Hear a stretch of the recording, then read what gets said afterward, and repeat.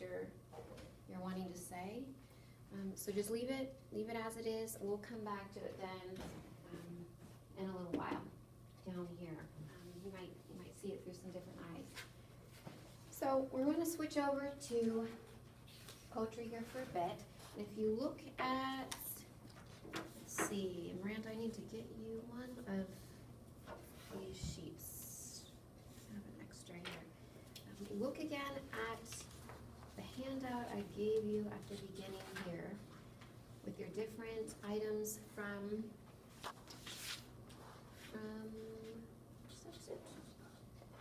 the semester.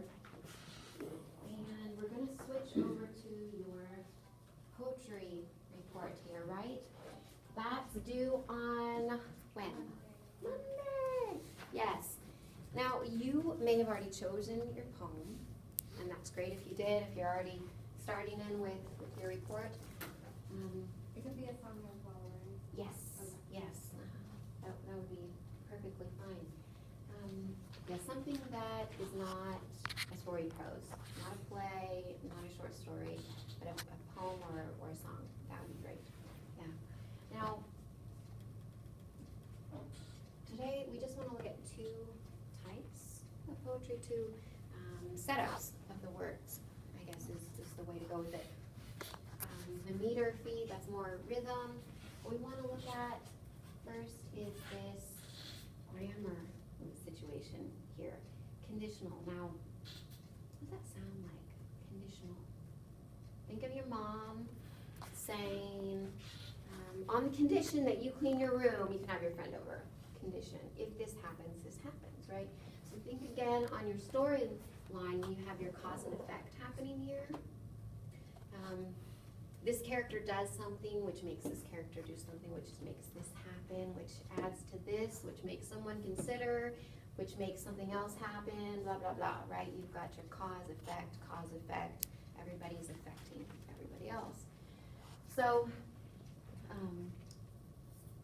conditional is just like it sounds, on the condition of something. So if we say, and Isaac, before he left a few minutes ago, said, oh, you mean if and then grammar. And I hadn't quite thought of it that way, but that's it for us. If this happens, we will do this. When this happens, we will do this. If it rains today, we will want umbrellas. When it rains, we will want umbrellas. You've got something conditional upon something else. So, the great thing is, if we've been here in the USA, we're using our English. This is something we grow up hearing, learning. If you're learning English down the road, say you're our age and you're learning English for a second or third perhaps language, you're dealing with conditionals of all kinds, different ones that are in the future, ones that are in the past. Consider one like, oh, if you'd told me, I would have been there. Your friend has a problem and they tell you after the fact and you say, if you'd told me, I could have helped you. It's a past conditional. There's all different types of ones. We normally number them a 0 conditional, a 1 conditional, a 2, 3, so forth. But for our purpose, just that setup of a cause and effect is what we need. We don't need to learn anything else with it right now, since we're not a grammar class. But we've got several different situations of this conditional. It's something that we're using all the time when we analyze our day. Think of a time situation. You're organizing your schedule and you say, oh, if I get my homework done tonight and I'm finished before I go to work in the morning, then I'll have that checked off my list and I can go to class in the afternoon and I'll have everything done. If I do my homework tonight, I won't have it to work on in the morning, right? If I do this, I'll have this ready. We're doing that throughout our day, right? Trying to organize our days. So it could be an organization of time. It could be for something not true and we're kind of exclaiming. For me, I have not been in an environment over 75 for 2 years. And so Kansas seems hot. Can we just leave it at that? Very basic word, hot. It means different things to different people. But it's rather sweltering for me. And so I might walk outside and say, if it gets any hotter, I'm gonna die. Well, I'm not, right? But the idea of it, of just, that exclaiming nature, that would be a conditional that's not very possible, not very likely. Oh, if I were Superman, I'd zap him. Well, you're not. It's not very plausible. It's not very possible. There's a very small chance. So it could be like that, something that's not going to come true. Then we've also got the ones that can create a story in our mind that keeps going. So especially good for this cause and effect concept, if that's the way you want to think of it, in a story pattern, also for poetry. Think of it in a story where somebody says something, somebody else does something, somebody else does something. We saw this a lot in the doll's house, right? That spiraling effect that created the tarantella for Nora. Something affects somebody else, somebody else. Here's a story that I'm not sure if I'm proud of or not, but when I was little, my grandma thought that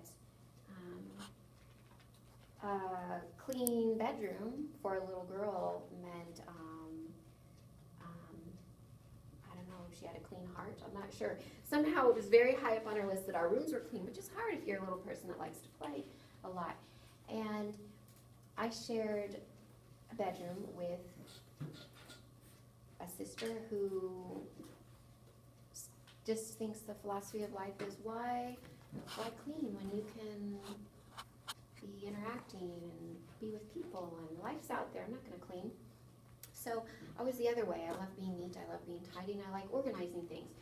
So when Grandma would say, if you clean your room, girls, I will give you each $1, I'm thinking, oh, no problem, Grandma. I organize my socks for fun. And my sister is thinking, what can I do to get out of this but still look great in Grandma's eyes? So the story goes like this. Okay, girls, if you clean your room, I'll give you each $1. My sister turns around, hey, if you clean my side of the room, I'll let you have my $1. And I think, oh, win-win. I get $2 if I clean the room. And Grandma thinks very highly of both of us. But grandmas, I think they can see right through. They knew what was happening. I'm sure she knew I was cleaning both sides. But you can put your if section. If you clean your room, you'll both get $1. Or it could be, I cleaned both sides of the room, so I got $2. Your cause and your effect are backwards here, right? So you may have a cause effect, and you may have an effect cause. Now, why are we bringing this up right now when we've got just a small section on poetry here at the end of the semester? Think about poems that you know, songs that you know. If you like country songs, this is pretty big in there. If you'd come back, you'd see I changed. If you don't come back, that's fine, because me and the dog are just right here, right? Sunlight song. You know, I don't really like country music, but you know what I mean, like, rah, rah, rah. Me and the dog, we're all good, you know, those type of songs. So, I guess I brought that up before. You guys know it's not my style, but those patterns are there for us, right? So say that we've got that in a song, very much a cause and effect. We've also got that in some incredible poetry. And let's see, why don't you pass these around? We've got one that is probably rather familiar to you by Rudyard Kipling, If.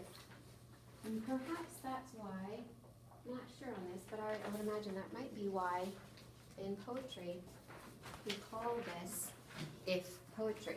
In grammar, we're going to call it conditionals with the cause and effect, but in poetry specifically, we'll just call it if poetry. Kipling's poem is labeled just that, if. But notice, if you turn to that page that you've got with him, that he has a quite different rhythm of this. He's putting cause again, again, and again, and again. If you look at each stanza that's on there, it starts with if, doesn't it? On Kipling's sheet there. Everybody's got it? Looks like, okay. Now, if you scroll all the way to the bottom, what do you have?